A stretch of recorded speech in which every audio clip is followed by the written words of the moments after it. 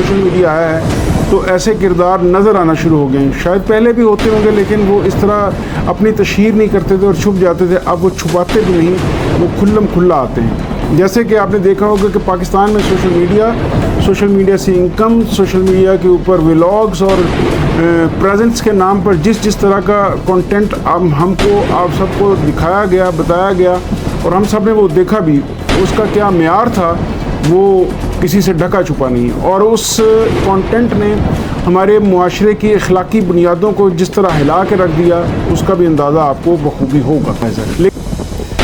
پہلے تو اس ویڈیو میں دیکھیے کہ اینکر پرسن کا بیٹھنے کا اور گفتگو کرنے کا جو انداز ہے, جس طرح وہ مونچھوں کو چھیڑ رہا ہے یا تاؤ دے رہا ہے, آپ اس سے اس کا علمی ذہنی قد کاٹ کا بھی اندازہ لگا سکیں گے. لیکن دین اسلام کو سب سے زیادہ صوفیہ نے نقصان پہنچایا یا نقصان پہنچا رہے ہیں. وہ کیسے؟ اس نے کہا کہ یہ جو صوفیہ ہیں یہ اسلام کے سب سے بڑے دشمن ہیں. بسم اللہ الرحمن الرحیم. ناظرین السلام علیکم.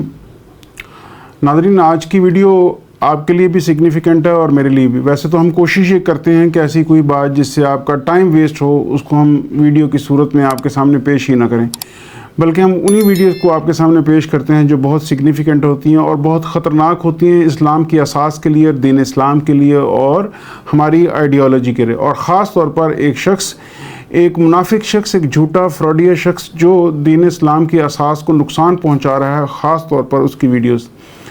کیونکہ مجھے لگتا ہے آج کی تاریخ میں باقی لوگ جو بھی کوئی نقصان پہنچا رہے ہیں ان سب کا نقصان اگر اکٹھا کر لیا جائے ایک جگہ پہ تو بھی یہ شخص اتنا بڑا نقصان پہنچا رہا ہے کہ جس کا کوئی کمپیریزن نہیں. ایون میں تو یہاں تک کہتا ہوں کہ مرزا غلام احمد قادیانی نے بھی شاید اتنا نقصان دین اسلام کو نہ پہنچایا ہو جتنا یہ شخص انجینئر مرزا پہنچا رہا ہے. اس کی ریزن یہ ہے ناظرین, جب آپ کو پتہ ہو کہ آپ کا دشمن کون ہے اور آپ کے دشمن کی ورتھ کیا ہے, اس کی ڈیپتھ کیا ہے, تو آپ اس حساب سے اس کو کانفرنٹ کرتے ہیں, اس کا سامنا کرتے ہیں.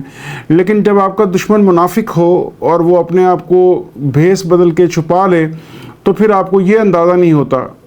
ایسا دشمن عام طور پر کم ظرف ہوتا ہے اور وہ کسی بھی حد تک چلا جاتا ہے کیونکہ اسے اپنے مفادات عزیز ہوتے ہیں. اور ایسا ہی اسلام کا ایک دشمن انجینئر مرزا ہے جو اپنی خود پرستی, اپنی ذات کی تشہیر کے لیے کسی بھی حد تک جا سکتا ہے. آپ نے اس طرح کے کردار ویسے تو صرف جو گھٹیا ہونے کی اس حد تک چلے جائیں وہ صرف فلموں میں نظر آتے ہیں, عام زندگی میں اس طرح کے کردار نظر نہیں آتے. آج سے چند سال پیچھے چلے جائیے تو ایسے کردار بالکل نظر نہیں آتے تھے, لیکن جب سے یہ سوشل میڈیا آیا ہے تو ایسے کردار نظر آنا شروع ہو گئے ہیں. شاید پہلے بھی ہوتے ہوں گے لیکن وہ اس طرح اپنی تشہیر نہیں کرتے تھے اور چھپ جاتے تھے. اب وہ چھپاتے بھی نہیں, وہ کھلم کھلا آتے ہیں. جیسے کہ آپ نے دیکھا ہوگا کہ پاکستان میں سوشل میڈیا سے انکم, سوشل میڈیا کے اوپر ولاگز اور پریزنٹس کے نام پر جس طرح کا کنٹینٹ ہم کو آپ سب کو دکھایا گیا, بتایا گیا اور ہم سب نے وہ دیکھا بھی, اس کا کیا معیار تھا وہ کسی سے ڈھکا چھپا نہیں ہے. اور اس کنٹینٹ نے ہمارے معاشرے کی اخلاقی بنیادوں کو جس طرح ہلا کے رکھ دیا اس کا بھی اندازہ آپ کو بخوبی ہوگا. لیکن ہم اس لمبی بحث میں نہیں پڑیں گے, ہم صرف محدود رہیں گے اس ایک شخص تک جو ایک انتہائی خطرناک کھیل کھیل رہا ہے اسلام کے ساتھ, دین اسلام کے ساتھ اور ہمارے معاشرے کی اساس کے ساتھ. اس شخص کا نام ہے انجینئر مرزا, جو اس ویڈیو میں جو ابھی آپ کے سامنے پیش کروں گا دیکھیے کہ وہ اس ویڈیو میں کیا کہہ رہا ہے. اور پھر میرا ایک سوال جس کا جواب بھی ہم آپ سے شیئر کریں گے, لیکن پہلے سوال آپ کے سامنے رکھیں گے تاکہ وہ سوال آپ بھی پوچھ سکیں انجینئر مرزا سے کہ وہ اس کے بارے میں کیا رائے رکھتا ہے. تو پہلے ویڈیو ملاحظہ کیجئے پھر اس پہ بات کرتے ہیں. اسلام کا سب سے بڑا چیلنج صوفیزم ہے. جی بالکل صوفیزم ہے. جہاد کے دشمن صوفی, قرآن کے دشمن صوفی, صحیح الاسناد احادیث کے دشمن صوفی. آپ کو کہتے ہیں رہبانیت کی زندگی گزارو, خود کوئی مرید نہیں چھوڑتے. غلاف کعبہ چڑھتا تھا خانہ کعبہ کے اوپر, انہوں نے قبروں پہ غلاف چڑھانے شروع کیے. خانہ کعبہ کو عطر سے غسل دیا جاتا تھا, انہوں نے دادا دربار کو غسل دینا شروع کیا. نبی علیہ السلام بیعت لیتے تھے, اس کے بعد خلفائے راشدین نے بیعت خلافت لی ہے, پیری مریدی کی بیعت نہیں تھی. انہوں نے ان کی نقل اتاری اور اپنی پیری مریدی چمکانی شروع کر دی. اب ہماری بدقسمتی ہے کہ یہ اسلام میں بھی آ جائے آگے. ایکچولی یہ الگ سے ایک ریلیجن ہے مسٹسزم کے نام سے. یہ آپ کو بدھسٹ میں بھی نظر آئے گا, یہ آپ کو کرسچنز میں بھی نظر آئے گا, جیوز میں بھی نظر آئے گا, اور ہماری بدقسمتی کہ مسلمز میں بھی نظر آئے گا. اور مودودی صاحب نے بڑی اچھی بات کی تھی کہ سب کانٹیننٹ کے لوگوں نے اسلام قبول نہیں کیا, اسلام نے سب کانٹیننٹ کے لوگوں کو قبول کر لیا. جی ناظرین, آپ نے ویڈیو ملاحظہ کی. پہلے تو اس ویڈیو میں دیکھیے کہ اینکر پرسن کا بیٹھنے کا اور گفتگو کرنے کا جو انداز ہے, جس طرح وہ مونچھوں کو چھیڑ رہا ہے یا تاؤ دے رہا ہے, آپ اس سے اس کا علمی ذہنی قد کاٹ کا بھی اندازہ لگا سکیں گے. لیکن ہمارا چونکہ کنسرن وہ بندہ نہیں ہے, ہمارا انجینئر مرزا ہے, تو آئیے پہلے انجینئر مرزا کی طرف ہی چلتے ہیں. انجینئر مرزا سے سوال کیا جاتا ہے, سوال ہی ایسا کیا جاتا ہے جو اٹ سیلف جواب ہی ہے کہ دین اسلام کا وہ سب سے بڑا چیلنج صوفیاء سے ہے. یہ سوال تو نہیں, یہ تو جواب ہے کہ اینکر خود کہہ رہا ہے کہ یہ چیلنج ہے. اور اینکر کی اگر آپ دوسری ویڈیوز دیکھیں گے تو آپ کو اندازہ ہو جائے گا کہ وہ کس سوچ کا حامل شخص ہے. لیکن ہم پھر واپس آتے ہیں انجینئر مرزا کی طرف. انجینئر مرزا اس پہ کیا موقف اختیار کرتا ہے؟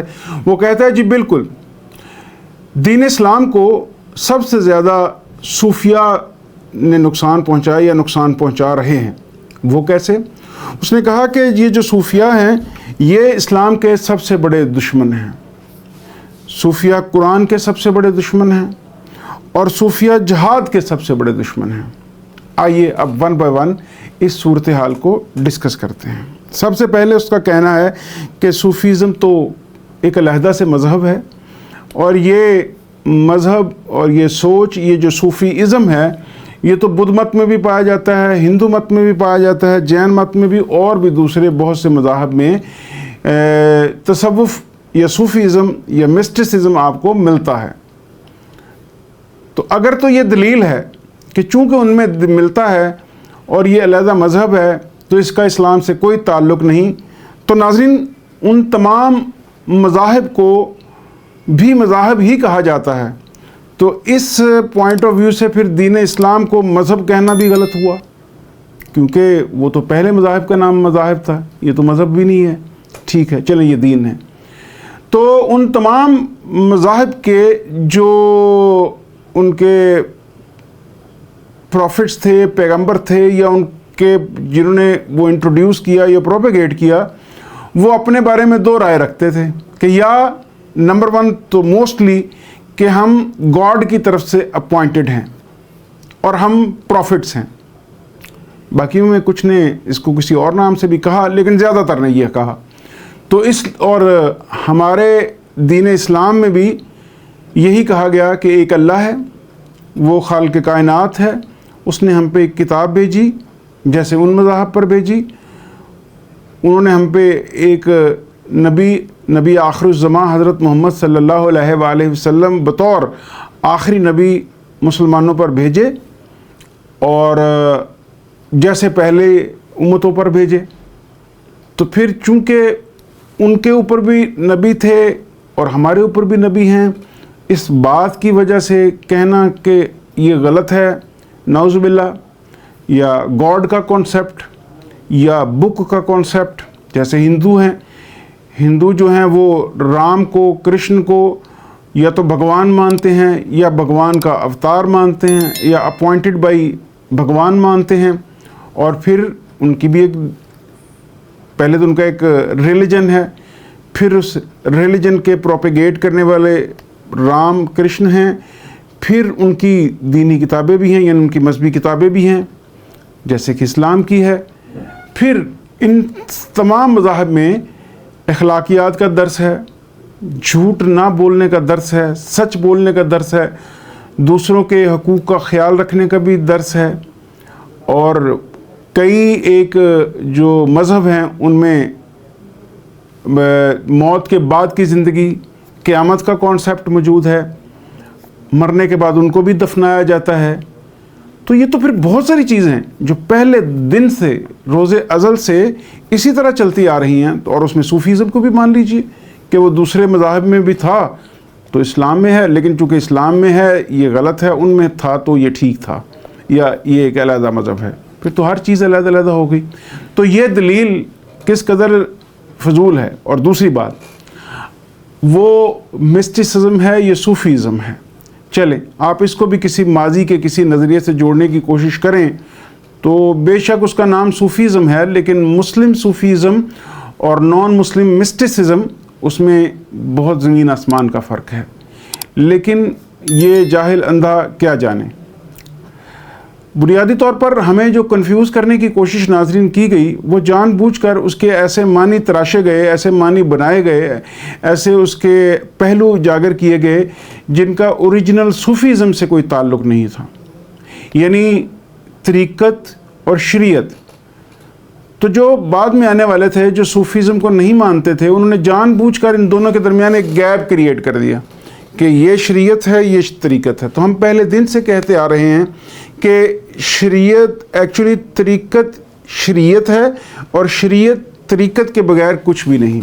कैसे कि शरीयत अल्लाह ताला के वो तमाम अहकामात हैं जो हम पर उतारे गए, और तरीक़त उन अहकामात के ऊपर अमल करना उनकी ट्रू सेंस में, ओरिजिनली, जेन्युइनली।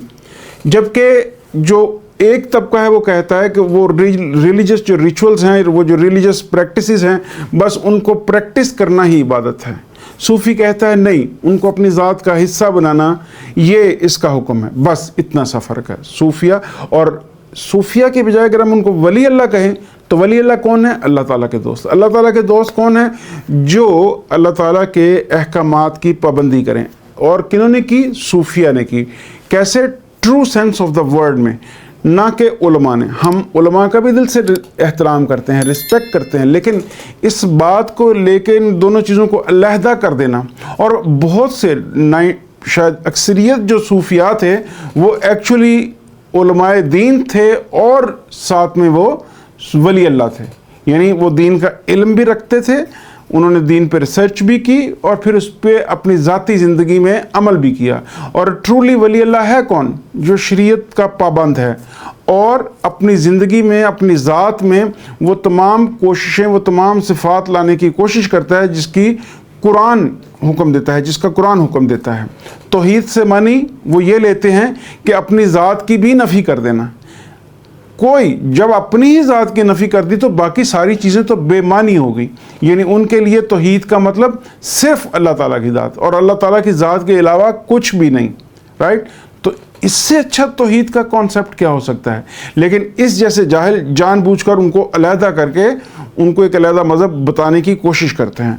आप सूफिया यानी वली अल्लाह जो हैं उनकी ज़िंदगियों को अगर पढ़ के देखें तो वो दीन का कितना इल्म रखते थे, वो दीन के कितने करीब थे, वो कितना दीन के ऊपर अमल पैरा थे, तो आपको अंदाज़ा होगा कि वो वली अल्लाह क्यों थे, वो अल्लाह ताला के दोस्त क्यों थे। तो सच तो है ये। अब आगे बढ़ते हैं। देखना ये है नाजरीन, और जहन में रखिए कि आखिर में हम इससे ये पूछेंगे एक बहुत ही अहम और चुभता हुआ सवाल जिसका जवाब आप भी इससे पूछें और हम भी आज की वीडियो में इससे पूछते हैं। लेकिन पहले हम बात करते हैं कि जो दीन इस्लाम यानी इस्लाम फैलाने वाले, यानी इस्लाम की प्रोपेगेशन करने वाले, यानी ये जो कह रहा है, ये जो इल्ज़ाम लगा रहा है कि इस्लाम दुश्मनी की सूफिया ने, तो अब आपने कंपेयर करना है कि सूफिया जो कल भी थे और आज भी हैं उन्होंने इस्लाम दुश्मनी की या इस जैसे मुनाफिकीन ने इस्लाम दुश्मनी की। यानी इस्लाम का आप खुद गौर कीजिए, जिसको कहता है ये हमारा सबसे बड़ा प्लेटफॉर्म है, यानी दावत का सबसे बड़ा प्लेटफॉर्म है। तो सिर्फ दो ही दावत के मतमा नज़र हो सकते हैं ना, दो उसकी आउटकम हो सकते हैं, दो उसके नताइज हो सकते हैं। एक उसका नतीजा दावत का ये होगा कि आप गैर मुस्लिमों को दावत देते हैं कि आप हमारे दीन की तरफ आइए। तो अब आप इससे पूछिए, सवाल ये है इससे कि कितने कुफ़ार हैं, कितने नॉन मुस्लिम्स हैं जो तुम्हारे इस प्लेटफॉर्म की वजह से या तुम्हारी वजह से, तुम्हारी गुफ्तगू की वजह से, तुम्हारी बकवासियात की वजह से, तुम्हारी मुनाफ़क़त की वजह से कितने गैर मुस्लिम हैं जो अब तक मुसलमान हुए। ये जो तुम कहते हो डॉक्टर जाकिर नाइक ने कुछ नहीं किया, ये जो तुम कहते हो सूफिया इस खित्ते में आए उन्होंने कुछ नहीं किया, वो 2 लाख या 10 लाख बंदों को उन्होंने इस्लाम में दाखिल नहीं किया, तो तुम अपना बताओ, उनको छोड़ो, उन्होंने तो कुछ नहीं किया ना, ना डॉक्टर जाकिर नाइक ने किया, ना सूफिया ने किया, तुम ही बता दो कि तुमने क्या किया। अब तक कितने लोगों को तुम इस्लाम में दाखिल कर चुके हो? एक तो उसकी आउटकम ये होनी चाहिए थी तुम्हारी दावत के इस प्लेटफॉर्म की या तुम्हारी इस दावत का, ठीक हो गया। और दूसरा सवाल ये है कि کتنے مسلمان ہیں جن کو جو تمہاری اس دین کی تبلیغ سے دعوت سے اپنا غلط رستہ چھوڑ کر صحیح رستے پر آ گئے. یہ جو تمہارے سامنے اکیڈمی میں 12 لوگ بیٹھے ہوتے ہیں ان کے علاوہ تو تم باہر نکلو گے جا کے تو، اور یہ سوشل میڈیا والا تمہارا جو دلیل ہے اس سے ذلیل ہونے سے بہتر ہے باہر جا کے لوگوں کو ملو تو تمہیں پتہ چلے کہ لوگ تمہارے بارے میں کیا رائے رکھتے ہیں. اور ناظرین آپ سے بھی میری یہ گزارش ہے کہ آپ دل سے بے شک پسند کرتے ہیں، جو بھی اگر پسند کرتا ہے انجینئر مرزا کو، باہر جا کے ضرور دوسرے مسلمانوں سے پوچھے کہ 2 چیزیں، ایک آپ میں سے مرزا انجینئر کو درست کون کون سمجھتا ہے، اور دوسرا یہ کہ کتنے لوگ ہیں مسلمانوں میں جو اپنا نظریہ، اپنی سوچ یا ایون اپنا فرقہ چھوڑ کے بھی انجینئر مرزا کے ساتھ چل پڑے ہیں. ایک ایسا گروہ جو پہلے سے بھی کبھی دین اسلام کے اوپر پوری طرح کاربند نہیں تھا، جن کی زندگیوں میں ویسے بھی اسلام نہیں تھا، ان میں سے چند ایک لوگ صرف اس کے فالوور ہیں، باقی تو فالوور آپ کو کوئی نہیں ملے گا اس کا، باقی تو لوگ اس کو باہر گالیاں دیتے ہیں. تو جو دین کی تبلیغ کا کام صوفیہ نے کیا انہوں نے دونوں کیے، اپنے ارد گرد جو ان کا حلقہ احباب تھا ان کی سوچوں کو درست کیا، اور بہت سارے غیر مسلموں کو جس کے ثبوت موجود ہیں تاریخ میں جو یہ کہتا ہے کہ ایگریڈ اپون، تو اس پہ ایگریڈ اپون بہت سارے وہ جو ہیں وہ واقعات ہیں جن پہ ایگریڈ اپون ہیں سب کہ یہ ہوئے، اور ان میں سے بہت سارے غیر مسلموں کو اس خطے میں دین اسلام کی طرف لے کے آنا ہے. چلیں اگر صوفیہ نہیں لے کے آئے تو تاریخی حوالے سے اس سے پوچھ لیجئے کہ یہ بتا دے کہ پھر یہ جو اس خطے میں مسلمانوں کی اتنی بڑی تعداد موجود ہے، کیا یہ گھر میں سوئے ہوتے تھے اور رات میں ان کو خواب میں یہ اسلام قبول کرتے تھے، یا ان کو علماء کرواتے تھے، یا اس وقت کے بادشاہ کرواتے تھے؟ یہ لوگ کیسے اسلام میں داخل ہوئے؟ یہ 3 سوال اس سے ہمیں ضرور پوچھنے ہیں، تو ہمیں پتہ چل جائے گا کہ اسلام کا دشمن کون ہے اور اسلام کا سجن کون ہے، دوست کون ہے، یعنی اسلام کو نقصان کس نے پہنچایا اور فائدہ کس نے پہنچایا. اسی سے ہم فیصلہ کریں گے نا. اور پچھلے 7 سالوں میں جس طرح سے عالم اسلام کے جتنے علماء ہیں، صوفیہ ہیں، انہوں نے 99.99% لوگوں نے اس کو غلط کہا، اس کی سوچ کو، اس کی فکر کو، اس کے انداز کو، اخلاقیات کو، زبان کو غلط کہا. آپ باہر بھی نکل کے جا کے دیکھ لیجئے، یہ جو کہتے ہیں نا پوری دنیا میں سنا جا رہا ہے، تو سنا بہت سارے لوگوں کو جا رہا ہے. پچھلے دنوں ایک سانگ آیا تھا جس کو پوری دنیا میں بہت پسند کیا گیا، ملینز میں لوگوں نے سنا. ایک شخص ہے جو خاموشی سے، بالکل خاموش رہ کے اشاروں سے کچھ باتیں کرتا ہے ٹک ٹاک پہ، اس کو بھی سنا جاتا ہے، دیکھا جاتا ہے. تو یہ کوئی معیار نہیں ہے. معیار یہ ہے کہ باہر جا کے لوگوں سے پوچھ لیجئے، اور میں آپ کو گارنٹی کرتا ہوں ناظرین، باہر جا کے لوگوں سے پوچھئے کہ آپ انجینئر مرزا کے بارے میں کیا رائے رکھتے ہیں، اور پھر جو آپ کو جواب ملے اسے سوشل میڈیا پہ کہیں شیئر ضرور کیجئے گا، تاکہ اس کا یہ جو زوم ہے اس کے دماغ میں، یہ جو فتور ہے، اس کے جو خناس ہے، وہ نکل سکے کہ یہ جو اس کے بیٹھا ہوا ہے کہ مجھے کوئی بہت لوگ سننے والے موجود ہیں. اچھا، تو پھر آپ کو اندازہ ہوگا کہ دین کو کس نے نقصان پہنچایا، غلط قرآن پاک پڑھ کے دین کو کس نے نقصان پہنچایا، اپنے ہی جو شیر ہیں ان کو مار مار کے، ان کے اوپر نشانے تان کے، اسرائیل کی تعریفیں کر کے، ان کی ٹیکنالوجی کی تعریفیں کر کے، آئرن ڈوم کی تعریفیں کر کے، امریکہ کی تعریفیں کر کے، سپر پاورز کی تعریفیں کرتے، پیسے کی تعریفیں کر کے، اسلحے کی تعریفیں کر کے، بھارت کی تعریفیں کر کے، غیر مسلموں کی تعریفیں کر کے، یہ جو اسلام کو اس نے فائدہ پہنچایا ہے اس پہ سوال ضرور کیجئے گا، تاکہ پتہ چل سکے کہ اسلام کے دشمن صوفی ہیں یا یہ جھوٹا منافق فراڈیا شخص ہے. اس کا دوسرا جملہ تھا کہ قرآن کے دشمن ہیں صوفی. تو قرآن دشمنی کیسے اب ثابت ہوگی کہ آپ نے صوفیہ کرام کی شاعری کو پڑھنا ہے، اور اس شاعری میں اور قرآن کی تعلیمات میں آپ نے مماثلت اور مخالفت دونوں ڈھونڈنی ہے، کہ ایک جگہ پہ قرآن یہ کہہ رہا ہے، صوفی یہ کہہ رہا ہے، اور ایک جگہ پہ قرآن یہ کہہ رہا ہے اور اس کی تائید میں صوفی یہ کہہ رہا ہے. یہ دونوں چیزیں ڈھونڈیے تو شاید آپ کو کہیں کوئی ایسی آؤٹ آف دا وے کوئی ایسی چیز نظر آئے جو اسلام کے منافی ہو. ورنہ جتنے صوفیہ اکرام ہیں، جتنے اولیاء اللہ ہیں، جتنے بڑے بڑے نام ہیں، ان کی تعلیمات میں ایک چیز آپ کو فوکس میں نظر آئے گی، وہ یہ ہے قرآن پاک اور اس کی تعلیمات. تو اب اس کا فیصلہ اسی طرح ہو سکتا ہے. اور جو شخص کہتا ہے کہ جی میرے جیسا قرآن پڑھ نہیں سکتا اور میری تجوید اور میرا یہ اور میرا فلاں، اس کے بارے میں میری آپ سے گزارش ہے کہ مفتی عمران صفدر صاحب کی ویڈیوز دیکھ لیجیے. آپ کو اندازہ ہو جائے گا، پتہ چل جائے گا کہ یہ شخص اس قرآن کے دشمن کون ہے اور قرآن کا دوست کون ہے. قرآن کو سمجھا کس نے ہے، قرآن کو سمجھایا کس نے ہے، اور قرآن کے بارے میں مس کانسیپشنز کس نے پھیلائے ہیں، جھوٹ کس نے پھیلایا ہے، غلط ترجمے کس نے کیے ہیں، تفسیریں کس نے غلط کی ہیں، اور جھوٹ کس نے بولے ہیں. یعنی اس کی اپنی کوئی قرآن پہ ریسرچ نہیں ہے. وہ اولیاء اللہ، وہ علماء کرام جنہوں نے اپنی پوری زندگیاں اسلام کے نام پہ کر دیں، اور ان کی دین کی جو سمجھ بوجھ ہے، جو اتنے بڑے بڑے نام ہیں، ان کے کمپیریزن میں جو گھٹیا شخص اگر امام غزالی کے بارے میں بکواس کر سکتا ہے، امام ابو حنیفہ کے بارے میں بکواس کر سکتا ہے، جو شاہ ولی اللہ محدث دہلوی کے بارے میں، امام ابن تیمیہ کے جیسے بڑے جو لوگ ہیں ان کے بارے میں جس کی زبان بل نہیں کھاتی بکواس کرتے ہوئے، اس شخص سے اور آپ کیا تائید اس سے سوچیں گے، اور کیا اس کی اخلاقیات اور کیا اس کا قرآن پاک کو پڑھنا، سمجھنا اور پھر سمجھانا.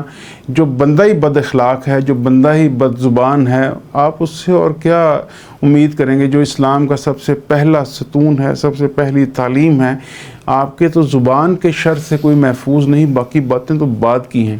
اور آپ کے جھوٹ کا سب سے بڑا، آپ کی منافقت کا سب سے بڑا پروف یہ ہے کہ جتنے علماء ہیں وہ الحمدللہ باہر آزادی سے گھوم پھر رہے ہیں، لوگ ان سے محبت کرتے ہیں، لوگ ان سے سیکھتے ہیں، سوائے ایک شخص کے جو اپنے بل میں چوہا بن کے پچھلے 6-7 سال سے گھس کے چھپ کے بیٹھا ہے اور وہ باہر نہیں نکلتا، کیونکہ اسے پتہ ہے کہ میں باہر نکلوں گا تو لوگ مجھ پہ تانے ماریں گے، لوگ مجھے فکرے کسیں گے، لوگ گندے انڈے ماریں گے، لوگ مجھے گالیاں دیں گے، لوگ مجھے رسوا کریں گے، ذلیل کریں گے. اس وجہ سے. اور رہی بات تمہاری جان لینے کی، تمہاری جان لینے والے وہ 6 کے 6 واقعات جن کے بارے میں تم کہتے وہ تمام کے تمام جھوٹ تھے، فرضی تھے، پلانٹڈ تھے. کسی کو کوئی ضرورت نہیں تمہارے جیسے 3rd کلاس بندے کو مارنے کی کوشش کرنا جس کا نہ کوئی علمی سمجھ بوجھ ہے، نہ کوئی اس کا قد کاٹ ہے، نہ اسے کوئی جانے نہ پہچانے، تو دھکے سے اس کو چھری مارنے کی کوشش کرنا پستول کے زمانے میں، بم کے زمانے میں. تو یہ ایک عجیب گھٹیا بھونڈی سی کوشش تھی تمہاری، جس کا سر پیر کوئی نہیں تھا، جس کا سچ سے تعلق بھی کوئی نہیں تھا. اور یہ جو تمہاری ویڈیوز ہیں اس کو بھی انشاءاللہ ان قریب ایکسپوز کرے گا کوئی بندہ ان قریب انشاءاللہ. اور ان قریب تمہارا انجام بھی قریب ہے. اللہ تعالیٰ کی ذات کریم لازمی تم جیسے فراڈی شخص کو دنیا کے سامنے لے کے آئے گی، اور لوگوں کو پتہ چلے گا کہ یہ شخص کس قدر فراڈیا ہے، دھوکے باز ہے.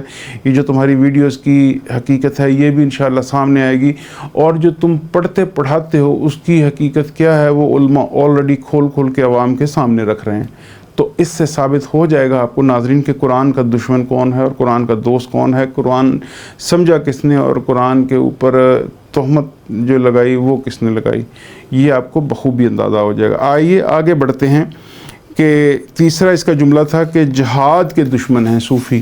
تو ناظرین اگر آپ پچھلے 2-3 سالوں کی اس کی ویڈیوز نکال کے دیکھیں تو آپ کو پتہ چل جائے گا کہ صوفیہ جہاد کے دشمن تھے، یا جہلم کے شہر میں 2 مرلے کے کمرے میں بیٹھ کے ایک شخص جہاد کے خلاف بکواس کرتا رہتا ہے، بک کرتا رہتا ہے کسی بھی قسم کے جہاد کے خلاف. اور جو زبان مرزا قادیانی کی بولتا ہے، جو زبان کفار کی بولتا ہے، جو زبان اینٹی اسلامک لوگوں کی بولتا ہے، آپ کو وہ پتہ چل جائے گا کہ جہاد کے خلاف کون بولتا ہے. وہ شخص جو اسرائیل کی تعریفیں کرتا نہیں تھکتا، وہ شخص جو کہہ رہا ہے کہ فلسطینیوں کو وہاں سے نکال دینا چاہیے اور دوسرے ممالک ان کو ایکسیپٹ کریں، تو آپ کو سمجھ آ جائے گی کہ جہاد کا بھی دشمن کون ہے اور جہاد کا سجن کون ہے، جہاد کرنے کی صلاحیت کس کے اندر ہے، اور جہاد سے ڈرتا کون ہے، جہاد سے بھاگتا کون ہے، جہاد کا نام لے کر کس کی جان، کیونکہ اس کی تو ساری کمائی جو ابھی تک اس نے کی ہے وہ تو 0 سے ملٹیپلائی ہو جائے گی. اگر آج کوئی جہاد کا اعلان ہوتا ہے، جنگ کا اعلان ہوتا ہے، تو اس کی جو وہ اندرونی ساخت ہے اس کو جو سیٹسفیکشن ملتی ہے یہ دیکھ کے میری ویڈیوز کے ویوز، میرے سبسکرائبرز، میرا پلیٹ فارم، میرا کمرہ، میرا یہ، میرا وہ، میری ذہانت، میری زلفیں، میری پگڑی، میرے کپڑے، میری سادگی، میری موٹر سائیکل، میرے سولر، میرے چلتے ہوئے 4-5 ٹن کے اے سی، میری سادگی، اور سادگی بھی کون سی، حضرت علی والی سادگی، اور امام مسلم والی، جس کی یہ اتنی بکواسیات ہیں اس کی، وہ سننے کے بعد آپ کو اندازہ ہو جائے گا کہ کون شخص جھوٹا ہے، کون سچا ہے، کون منافق ہے، اور کون ہے جو اسلام کا دشمن ہے۔ اولیاء اللہ نے کیا کیا کردار ادا کیا، اور جو جہاد بھی ہوئے ان میں بھی اولیاء کا کیا کردار تھا۔ اور لازمی نہیں ایک معاشرے میں سارے جہادی ہوتے ہیں، ہر معاشرے میں ڈاکٹر بھی ہوتے ہیں، ہر معاشرے میں انجینئر بھی ہوتے ہیں، علماء بھی ہوتے ہیں، فوجی بھی ہوتے ہیں، عوام بھی ہوتی ہے، حکماء بھی ہوتے ہیں۔ تو ہر ایک کا ایک کام نہیں ہوتا، اور نہ ہی صوفیہ کا کام جہاد تھا۔ اس کے باوجود آپ کو بہت ساری مثالیں ملیں گی کہ جو صوفیہ نے خود پریکٹیکلی سامنے آ کے تلوار کے ساتھ جہاد کیا۔